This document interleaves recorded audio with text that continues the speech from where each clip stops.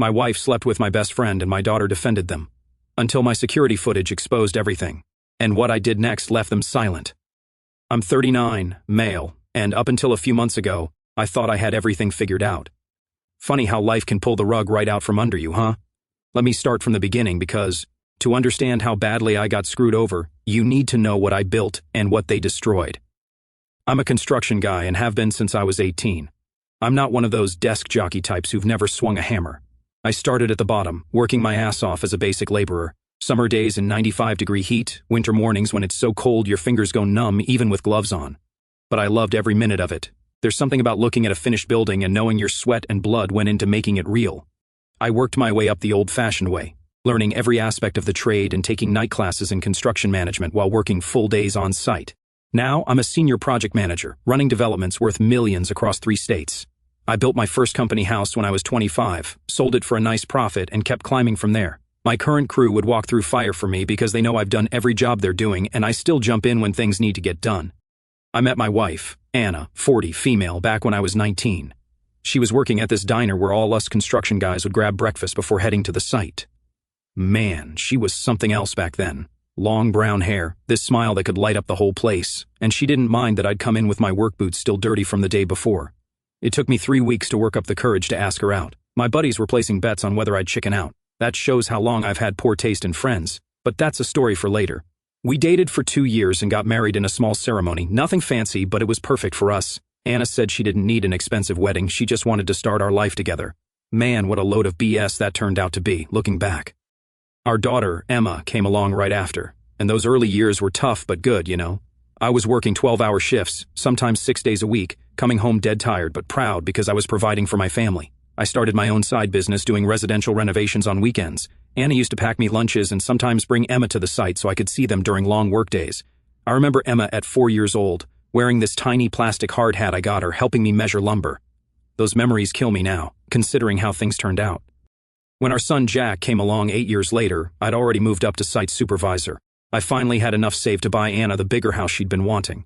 I'm not going to lie, I was proud as hell when I could give her that. 4 bedrooms, a big yard, even a 3-car garage where I keep my tools and my weekend project, a '69 Mustang I've been restoring. Let me paint you a picture of what I built over 18 years of marriage. A custom house in a good neighborhood, check. Kids in good schools, check. Vacations every summer, check. Sure, maybe I wasn't the most sophisticated guy. I still track dirt in the house sometimes, my hands are permanently calloused, and yeah, I drink beer instead of wine, but I gave them a damn good life. Jack's 14 now, Emma's 20. I put both kids in private school because Anna insisted they needed the best education possible. I paid for Emma's fancy art classes and Jack's travel soccer team. I never said no when they needed something. Emma's in college now. Guess who's paying that $40,000 a year tuition? This unsophisticated construction worker. I'm not trying to sound bitter here. Okay, maybe I am a little. But I need you guys to understand what I sacrificed to give them the good life. Those early years, I'd work in 100-degree heat all day, then head to night classes, running on energy drinks and determination. I missed my sister's wedding because we had a critical project deadline. I worked through pneumonia once because the crew needed me. Every callus on my hands, every scar, every aching joint. It was all worth it because I was building something for my family. I even managed to put away a decent nest egg, close to $800,000 in various investments. Anna never had to worry about money. She could buy whatever she wanted. Hell, she even had her own fun money account that I'd put $2,000 into every month. Yeah, you read that right. $2,000 a month just for her to spend however she wanted, no questions asked. Guess that wasn't sophisticated enough for her either. Looking back now, I can see I was so focused on providing everything they wanted that I missed the warning signs. I was too busy building dreams to notice they were turning into nightmares. That's the thing about being a builder. You get so caught up in creating something strong and stable that sometimes you forget to check the foundation for cracks. The change in Anna didn't happen overnight. Looking back now, it's like watching a time lapse of wood rot. Starts small, barely noticeable, then suddenly your whole foundation is compromised. It started about 2 years ago, right after I landed the biggest project of my career, a $50 million commercial development that would set our family up for life. You'd think she'd be proud, right? Her husband making executive-level money doing honest work. Nah, instead, she started making these little comments about how I'm always covered in dust or how I don't fit in with her new social circle. See, Anna had started working at this fancy boutique downtown, selling overpriced clothes to bored rich housewives. She didn't need the money. Hell, her entire yearly salary was less than my quarterly bonus. But she said she needed stimulation and to find herself. The first big red flag was the gym membership. Not your regular YMCA type deal. Nope, it had to be this exclusive fitness studio that cost more per month than my first car payment. She started going 5 days a week, always came home showered and made up. When I think about it now, I'm pretty sure she wasn't working out that whole time, if you know what I mean. Then came the phone thing. Anna used to leave her phone anywhere, never cared if I picked it up. Suddenly she's got this death grip on it, passcode changed, always texting with this little smirk on her face. If I walked into the room, she'd flip it over faster than a pancake. She said she was just chatting with her boutique friends. Yeah, right. Emma, our daughter, started picking up her mom's new attitude. She used to be my little girl, always wanting to help me in the garage, knew every tool by name. Now, suddenly, she's embarrassed that her dad's a blue-collar worker. She started making these snide comments about how her friends' dads all have respectable office jobs, like building stuff that actually matters isn't respectable enough for her anymore. Anna stopped cooking about a year ago, said she was too exhausted from work. She started ordering these fancy meal prep services instead. $300 a week for what looked like bird food to me. I offered to grill or make my mom's lasagna recipe, which they used to love, but apparently that wasn't sophisticated enough anymore. One night, I came home from a 14-hour day supervising a critical concrete pour and found them eating sushi in front of the TV. They didn't even save me a plate. When I made myself a sandwich, Anna actually complained about the smell of my work clothes, 20 years of those same work clothes putting food on the table, and suddenly they're a problem. The real kicker was when Anna started redecorating the house. Everything I built with my own hands, the custom kitchen, cabinets, the hand-carved mantel, the built-in bookshelves. She wanted to replace them with some modern minimalist nonsense. She spent $155,000 on a designer couch that looks like something you'd find in a dentist's office. The couch I later caught them on. But that's for the next chapter. My garage was my last sanctuary. Every weekend I'd be out there working on the Mustang, teaching Jack about engines and bodywork. Anna used to kiss me even when I was covered in grease. Now, she started parking her new Lexus, that I paid for, on the street because the garage was too dirty. She complained about the noise when I was working out there, said the neighbors probably thought we were low class because of my project car. Even our sex life went to hell. It used to be passionate, spontaneous. She never cared about getting a little dirty with me before. Last year, nothing. Always had a headache, was too tired, needed to be up early for yoga. I should have known she was saving her energy for someone else. The worst part? I made excuses for all of it. I told myself she was going through a phase, maybe a midlife crisis. I worked even harder, thinking if I could just provide more, be more successful in her eyes, she'd go back to being the woman I married. I bought her jewelry, planned surprise weekends away, which she usually canceled last minute because of work commitments. Jack saw it though. My boy's got good instincts. He started spending more time in the garage with me, less time around his mom and sister. One day, he looks at me and says, "Dad, why are you trying so hard? They don't even appreciate it." Wise words from a 14-year-old, but I was too blind to listen. I kept thinking about the Anna I married. The woman who used to pack my lunch every day, who'd run her fingers through my hair even when it was full of sawdust, who used to brag to her friends about how her husband built things with his own hands. The woman who used to say she was proud of my calluses because they were proof of how hard I worked for our family. That woman was long gone, replaced by someone I didn't even recognize anymore. I should have seen it coming when she started hanging out with her new sophisticated friends. Every weekend, it was wine tastings, art galleries, stupid meditation retreats. Meanwhile, I'm working overtime, managing crews, dealing with suppliers, making sure our family's future was secure. But apparently, that wasn't enough anymore. She needed someone who could talk about fine wines and modern art, not someone who could build a house from the ground up. This is where everything really went to hell. I have this buddy, Marcus. Marcus and I went way back to trade school. While I stuck with construction, he went into real estate, always talking about how he was elevating himself above the trades. I should have seen the red flags when he showed up at my door 3 months ago, driving a leased BMW. I found that out later, and wearing a watch that cost more than most people's monthly mortgage. He said he lost his real estate license in his home state due to some misunderstanding with the board and needed a place to crash while he rebuilt his business here. Looking back, I'm pretty sure he got caught running some kind of scam, but I was too trusting to dig deeper. That's what real friends do, right? Help each other out when they're down. Let me paint you a picture of this guy. About my height but half the muscle. One of those gym bros who only works on his glamour muscles. He always wore these tailored suits that probably cost more than my crew makes in a month. He had this way of talking that made everything sound like a humble brag. Oh, this old thing? Just a little Rolex I picked up. But man, your calluses really show what real work looks like. Fake as a $3 bill, but man, my wife and daughter ate that nonsense up. The first night he stayed with us, he brought over some fancy wine and started talking about his investment strategies. Anna was hanging on every word like he was Warren Buffett himself. Emma, too, both of them giggling at his stupid jokes, asking him about his worldly adventures. Meanwhile, I'm sitting there thinking about the 3 construction projects I'm juggling that are actually putting food on the table. Marcus stayed in our guest room for 2 weeks. 2 weeks that changed everything. Every morning he'd come down in his designer sleepwear. Who the hell buys $200 pajamas? Making espresso in this fancy machine he brought with him. He started teaching Anna about proper coffee appreciation. Like the diner coffee we used to love wasn't good enough anymore. During those 2 weeks, I watched this snake charm my family right under my nose. He'd take Anna and Emma shopping, saying they needed to upgrade their style. He started talking to Anna about investment opportunities, even though I handled our finances just fine. He always had some reason why they needed to meet for lunch or coffee to discuss business opportunities. The way he wormed his way into my family's good graces was something out of a manipulation handbook. He'd praise Anna's natural sophistication and tell her she was wasted in that boutique. He told Emma she had model potential and that she should think about upgrading her social circle. Real subtle, right? But here's the thing that really gets me. While he was playing Mr. Sophisticated with my wife and daughter, he was trying to maintain the old buddy act with me. He'd come out to the garage, beer in hand, talking about the old days. He even tried to give me advice on my Mustang restoration, like he'd ever turned a wrench in his life. One Saturday, I'm under the Mustang, replacing the transmission, which I rebuilt myself, by the way.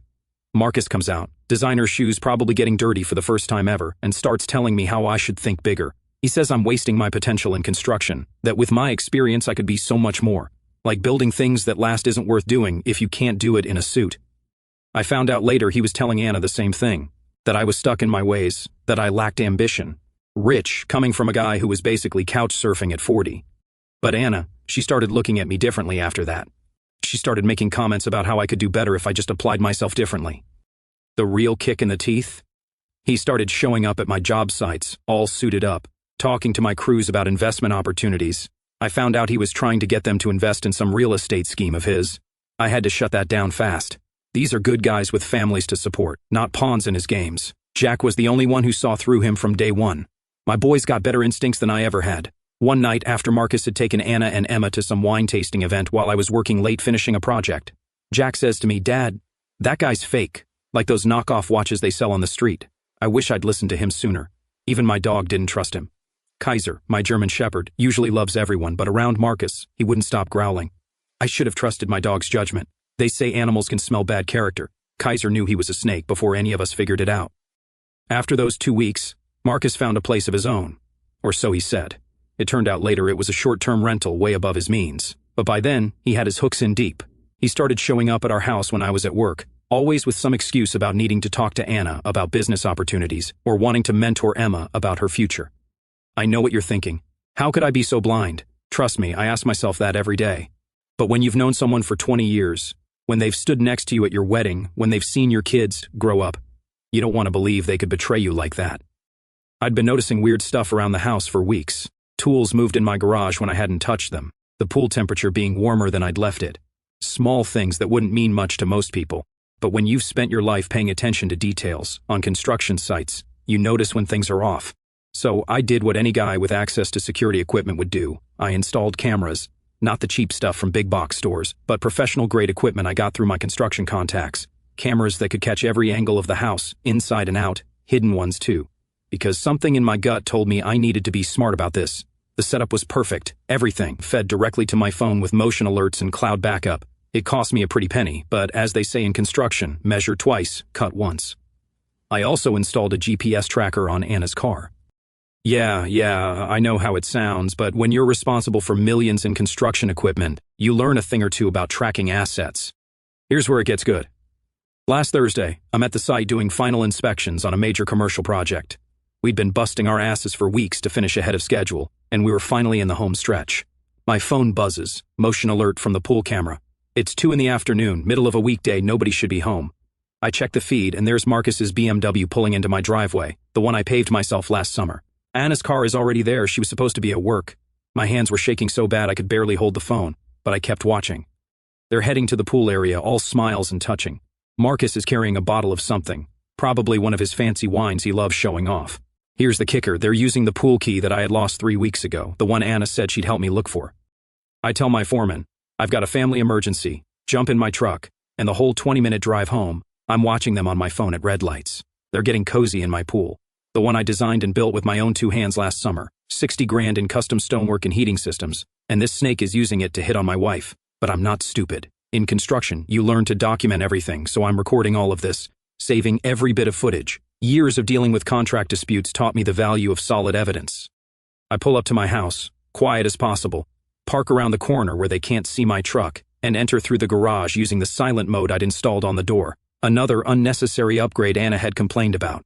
I can hear them laughing and splashing through the patio doors. My hands are shaking, but not from fear, pure rage. But here's where 20 years of managing construction sites pays off. I've learned to keep my cool in crisis situations. When you're responsible for million-dollar projects and dozens of workers' safety, you learn to think before you act. So instead of rushing out there, I take a minute, set up my phone to record, and make sure I've got multiple angles covered. And I walk out to my back patio, calm as if I'm doing a routine site inspection. And there they are, Marcus and Anna, all over each other in my pool. They don't even notice me at first, too busy playing tonsil hockey like teenagers at a pool party. Marcus sees me first. Man, I wish I had a picture of his face. All that fake sophistication gone in an instant. He literally pushes Anna away, scrambling to get out of the pool like it's full of sharks. Brother, this isn't... I can explain. Yeah, sure you can, buddy. Anna.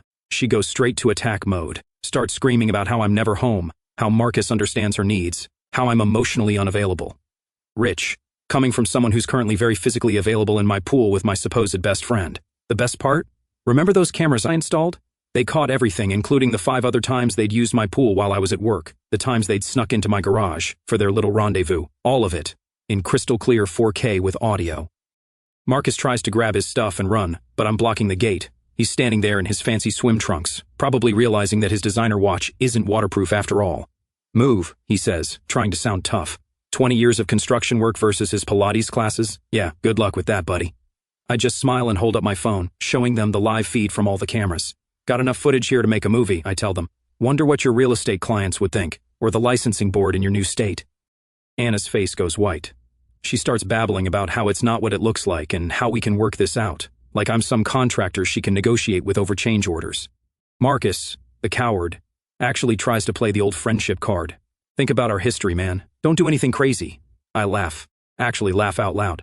History? Like the history of these videos? Or the history of you trying to scam my workers with your investment schemes?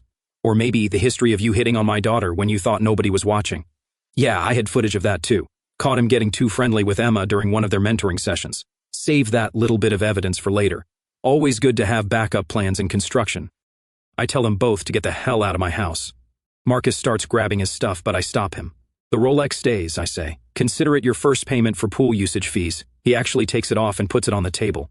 Guess he didn't want me sharing those videos after all. The aftermath of catching them was like watching a foundation crack during an earthquake. Everything you thought was solid just splits apart. The next few days in that house felt like walking through a war zone with battle lines drawn that I never thought I'd see in my own family. The first person I told was Jack. He deserved to hear it from me, not through gossip or social media. I found him in the garage that evening, actually working on the Mustang's carburetor like I taught him. The kid took one look at my face and knew something was wrong. I sat him down on my workbench, the same one I'd built when he was just learning to walk, and told him everything. You know what my son did? He hugged me. 14 years old, at that age where most kids are too cool to show emotion, and he just wrapped his arms around me and held on tight. When he pulled back, he had this look in his eyes I'll never forget, part anger, part determination. They're dead to me, he said, with a maturity that broke my heart and made me proud at the same time. Emma was a different story entirely. She came home from her college classes to find me changing the locks. The first thing you learn in construction, secure the site. She asked what was going on, so I showed her the footage, all of it, the pool, the garage, everything. You know what she said? Dad, you're overreacting. They're in love. These things happen. In love? These things happen. My own daughter defending the man who helped destroy her family. She actually had the nerve to say that Marcus was more emotionally available than me, that he understood her generation better, that maybe if I hadn't been so focused on manual labor and tried to elevate myself, Mom wouldn't have needed to look elsewhere. The next few days were a blur of lawyers, phone calls, and watching my family choose sides. Anna moved into a hotel, crying about how I was being unreasonable and how we could work through this. Emma went with her, of course, said she couldn't stand to be around my negative energy. She told me I was toxic for not being willing to forgive and move forward. But here's where it gets even better. Emma started defending Marcus to everyone who would listen. She said he was helping her network and showing her a better way of life. She started posting on social media about how love doesn't follow conventional rules and how true connections transcend traditional relationships. The mental gymnastics this girl was doing could have won Olympic gold. My crew at work, they had my back 100%.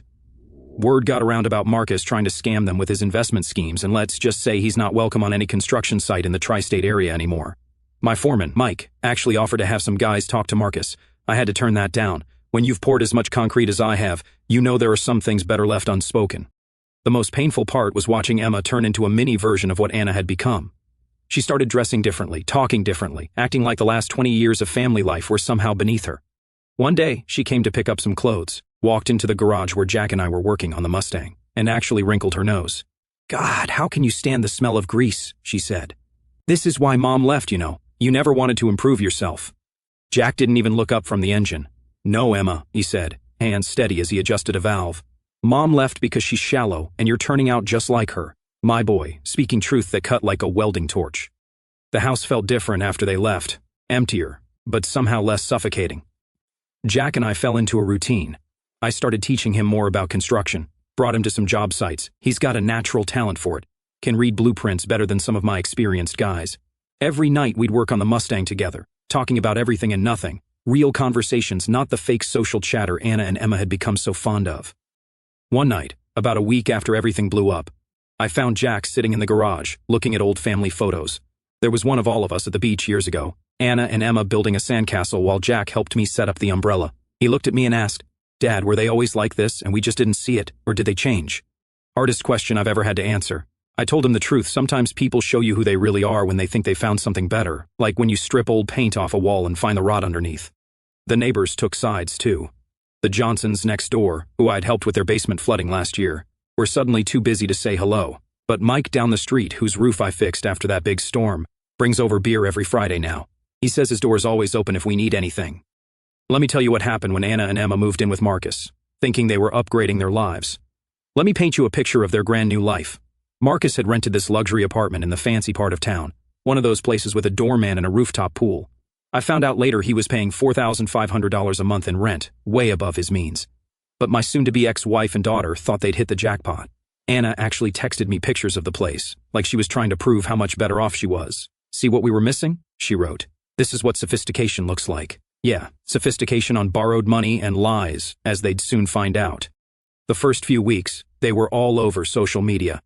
Anna was posting pictures of their wine-tasting evenings and cultural discussions. Emma was sharing shots of herself by the rooftop pool, talking about her elevated lifestyle and how she was finally among people who appreciate the finer things.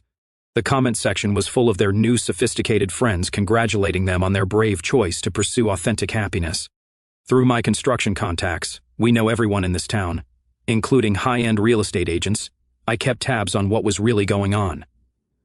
Marcus's real estate license application was stuck in review. It turns out his misunderstanding in his home state was actually a fraud investigation. He wasn't closing any deals, just burning through whatever cash he had left trying to maintain his fancy image. But Anna and Emma?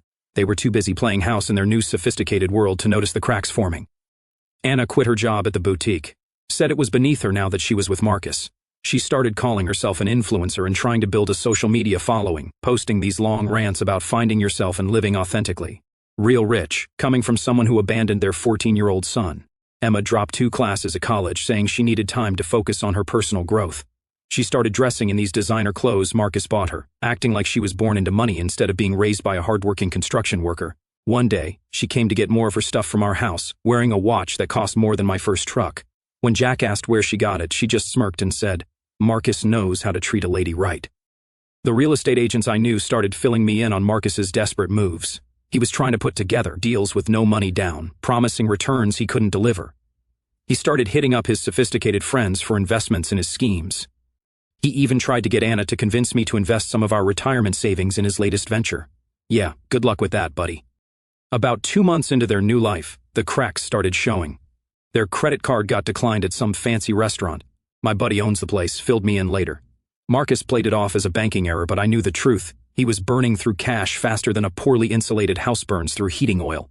Anna started calling mutual friends, asking to borrow money for temporary cash flow issues. Said it was just until Marcus's big deals came through. These are the same friends who took her side during the split, thinking she'd moved up in the world. Now they were seeing the truth, one bounce check at a time. Emma's social media posts started getting desperate too, less about living her best life and more about seeking opportunities. She started trying to sell these sketchy diet products online, calling herself an entrepreneur. The same girl who used to mock my dirty construction money was now hawking miracle weight loss teas on Instagram. The breaking point came when Marcus's BMW got repossessed right from their fancy apartment's parking garage. Anna called me in tears, not to apologize, but to ask for money. She said it was for Emma's tuition, but I knew better. I told her the tuition was already paid directly to the school. One of the first things I did after the split was make sure Jack and Emma's education was secure. "You don't understand," she sobbed. "We're just having a temporary setback. Marcus has these amazing deals lined up." I cut her off right there, told her I'd learned enough about Marcus's amazing deals to know they were as fake as his Rolex. Yeah, it turns out that fancy watch he left by my pool was a knockoff. The best part? Their sophisticated friends started dropping them one by one. It turns out the upper crust isn't so friendly when you can't pick up the dinner tab anymore. All those people who praised their brave choices suddenly had other plans when Anna tried to organize their weekly wine tastings, but they were still holding on to their fantasy. Anna kept posting about their amazing life, even as Marcus's credit cards kept getting declined. Emma was still playing the role of sophisticated stepdaughter, even though she had to start selling her designer clothes online to make rent. Now, this is exactly how their perfect little world collapsed. It was a regular Tuesday night. I was in the garage with Jack, teaching him how to weld. The kid's a natural, by the way. My phone starts blowing up with calls from Anna. Normally, I'd ignore them, been doing that for months now. But something about the frequency made me think something was up. 15 missed calls in 20 minutes isn't normal, even for her. When I finally picked up, I could barely understand her through the sobbing. I had to tell her 3 times to slow down and breathe. Then it came out. She'd come home early from her influencer meeting, basically her sitting in Starbucks taking selfies with overpriced coffee, and found Marcus and Emma getting hot and heavy on their designer couch. The same Marcus who'd been playing Daddy Dearest, buying her designer clothes and promising to guide her career. The same Emma who'd looked down on me for working with my hands, who'd called me toxic and unsophisticated. There they were, tangled up on the couch that probably hadn't even been paid for yet. According to Anna, once she could talk coherently, this hadn't been a one-time thing. She found messages going back months. All those career mentoring sessions? Yeah, they weren't discussing job opportunities. While she was out trying to build her social media brand, her boyfriend and daughter were building something else entirely. The best part? When she confronted them, neither even tried to deny it. Marcus, that snake, actually said they were in love and that Emma understood him on a deeper level. Familiar, same lines he used about Anna when I caught them. Guess his sophisticated vocabulary doesn't include many original phrases. Emma, she looked Anna dead in the eye and said, "Well, Mom, these things happen when you pursue authentic happiness, right?" Throwing Anna's own words back at her, from when she defended their affair to me. Now that's what I call karma. Anna was hysterical on the phone, begging me to help her. She said she finally understood how I felt that day at the pool, asked if she could come home if we could try again for our family's sake. She said she'd made a horrible mistake and now she knew what really mattered. You know what I did? I laughed. Not a happy laugh, more like what you do when something's so messed up it goes past sad and circles back to funny. I told her she and Emma had made their choices. They chose sophistication over substance, appearances over loyalty. Now they could live with those choices. But it gets better. Remember all those amazing business deals Marcus had lined up? It turns out the only thing he was investing in was his image. Anna found out they were 3 months behind on rent for that luxury apartment. All those designer clothes and fancy dinners, maxed out credit cards and borrowed money. The next day, Emma tried calling me. When I finally answered, she was all defensive, said I couldn't judge her because I didn't understand sophisticated relationships, that what she had with Marcus was different and special, that he saw her as an equal, not just some kid. I told her that Marcus had probably said all the same things to her mother and asked her how it felt to be the newer model in his pattern of trading up. She hung up on me. Truth hurts, doesn't it, princess? Jack's reaction when I told him? The kid didn't even look surprised. He just said, "Guess all that sophistication didn't include loyalty, huh?" Then went right back to welding. My boy's got wisdom beyond his years. The aftermath was beautiful to watch. Anna and Emma had to move out of the luxury apartment. It turns out Marcus had been lying about paying the rent. Their sophisticated friends disappeared faster than concrete sets in summer heat. All those social media followers got quite a show when Emma and Anna started posting vague messages about betrayal and toxic masculinity. Marcus? He skipped town when his real estate scam started catching up with him. Last I heard, he's trying to pull the same routine in another state. Left Anna and Emma with a pile of debt and some worthless investment paperwork. They're living in a 2-bedroom apartment across town now, trying to fix their mom and daughter relationship. Anna tried coming by the house again last week, crying about how sorry she was, how she'd learned her lesson. Emma sent me this long text about how she was young and confused, and Marcus had taken advantage of her vulnerability. Jack and I? We're doing just fine. The Mustang's almost finished. Turns out all those hours in the garage were good therapy. My construction company's expanding, just landed a $10 million contract. Jack's talking about studying engineering after high school, wants to design the buildings I build. I started seeing this woman recently, Rachel, a structural engineer I met on one of my projects. She's got dirt under her nails sometimes and knows more about load-bearing walls than wine pairings. Jack likes her, says she's real. Coming from him, that's high praise. Sometimes I look at old family photos and wonder how it all went so wrong.